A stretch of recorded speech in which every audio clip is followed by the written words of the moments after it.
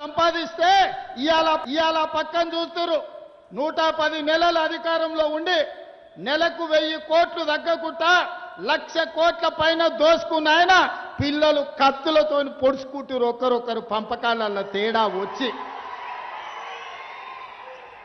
బావ బామ్మార్ది అక్క తమ్ముడు ఇంటిల్లి పాది తలా ఒదిక్కు తయారయ్యి ఎవ్వనికి వాడు బల్లాలు తీసుకొని ఈపులో ఒడుచుకునే పరిస్థితి వచ్చింది. ఏం సంతోషమైన తండ్రికి 1,00,000 కోట్లు సంపాదించిండు, ఫామ్ హౌజులు ఇచ్చిండు, బంగళాలు ఇచ్చిండు, వ్యాపారం ఇచ్చిండు, టీవీలు ఇచ్చిండు, పేపర్లు ఇచ్చిండు, రాసుకోనికే పేపర్ ఇచ్చిండు, చూపించుకోనికే టీవీ ఇచ్చిండు.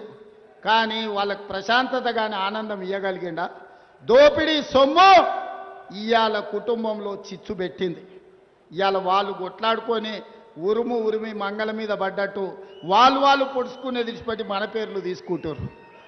మేమేదో ఆన్లైన్ కాలు ఉన్నాం, మేమేదో ఈ లైన్ కాలు ఉన్నామని. నేను ఒక మాట చెప్పదలుచుకునే, ఎక్కువ చెప్పదలుచుకోలే. కానీ 2023 డిసెంబర్లోనే ఆ కాల నాగును మీరు కట్టెతో కొట్టి చంపారు. ఇప్పుడు ఆ సచ్చిన పావును చంపాల్సిన అవసరం నాకుందా?